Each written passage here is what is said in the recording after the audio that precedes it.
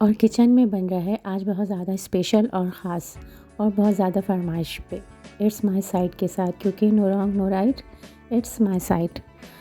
और समझ गए होंगे कि क्या बन रहा है। और ये बन रही हैं खस्ता खस्ता सी दाल की कचौरियाँ। आलू बॉयल कर लिए थे, दाल बॉयल कर ली थी, पीस ली थी, और इसके बाद हमने ये आलू की तरकारी ज़बरदस्ती किस्म की बनानी शुरू की थी। और असल में यहाँ पे इस्लामाबाद में कचौरियाँ बिल्कुल भी अवेलेबल नहीं होती हैं, या होती होंगी तो अभी हमें वो जगह पता नहीं है। और ये आमना और जो बच्चे आए हुए हैं बहुत बहुत ज़्यादा शौक़ से कचौरियाँ खाते हैं। तो अभी सब बच्चे सो ही रहे थे, तो मैंने कहा कि चलो इनको फरमाइशी प्रोग्राम आज इनको सरप्राइज़ देते हैं और ये लोग बहुत ज़्यादा खुश हो जाएंगे, इसलिए कि ये लोग कचौरियाँ बहुत ज़्यादा शौक़ से खाते हैं।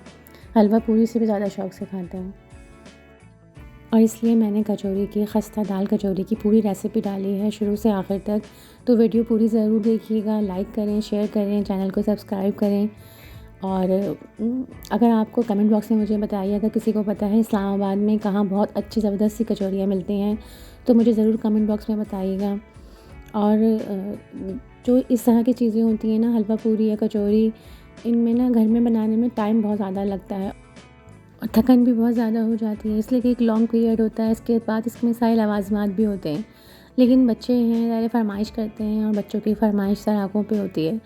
और फिर बच्चे उठ गए थे और खुशबू उनको आ गई थी, और बहुत ज़्यादा सारे बच्चे खुश हुए थे। और फाइनली हमने दाल में कचौरियाँ में दाल भरना शुरू कर दी थी, और दाल भर के फिर इसका आखिरी प्रोसीजर रह जाता है, इसलिए कि कचौरी की तरकारी भी बन चुकी थी, रायता भी बना लिया था, इसलिए कि इन चीज़ों के साथ भी इनके लवाज़मात भी होते हैं। और ये खस्ता खस्ता गरम गरम कचौरी इतनी ज़्यादा इस खस्ता बनी थी और बहुत ही ज़बरदस्त बेहतरीन बनी थी, और दाल की तरकारी जो बनी थी वो तो बहुत ज़्यादा चटपटी थी। और इतनी मज़ेदार सी गरम सी कचौरियाँ देख के किस किस के मुँह में पानी आ गया।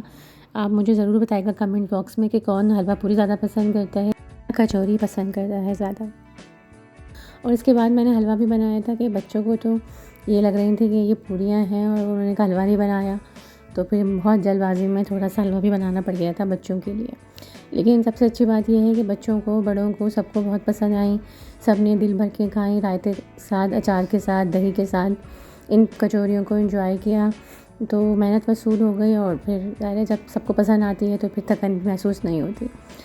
और फाइनली आज हमने बहुत टाइम बाद फाइनली वॉशिंग मशीन परचेज़ कर ली, इसलिए कि सारे खातून खाना ही जान समझ सकती हैं कि बगैर वॉशिंग मशीन के घर में होना और 1 से 1.5 महीना गुजारना कितना मुश्किल काम है।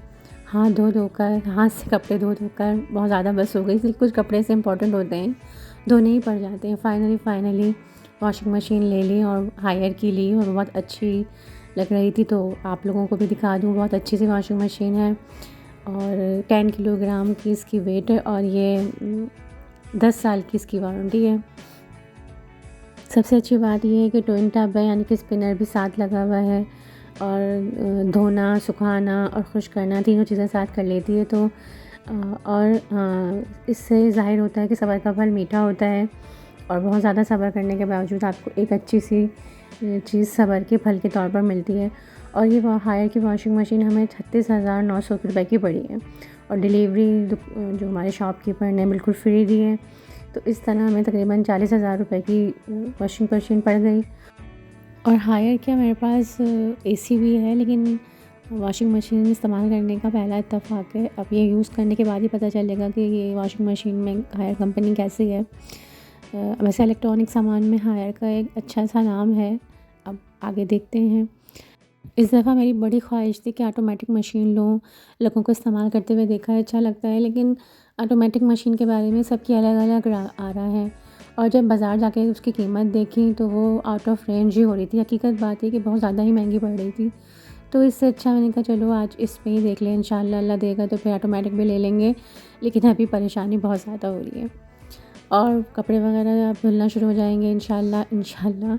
और इसके बाद बच्चे चले गए थे तहज़ीब बेकरी, मैं अभी तक नहीं जा सकी हूँ, और ये वहाँ जाके इन लोगों ने ज़बरदस्त किस्म का तहज़ीब का ये पिज़्ज़ा एंजॉय किया, जो और ख़ुद भी एंजॉय किया और हमारे लिए भी लाए, जो न सिर्फ देखने में ज़बरदस्त था बल्कि खाने में भी बहुत ही आउट क्लास था। यानी कि तहज़ीब बेकरी का जो नाम है वो सब सही है, बहुत ही मज़ेदार पिज़्ज़ा था। बस व्लॉग इतना ही। अपना बहुत सारा ख्याल रखें, मुझे दुआओं में याद रखें। इट्स माय साइड के साथ, क्योंकि no wrong no right, it's my side.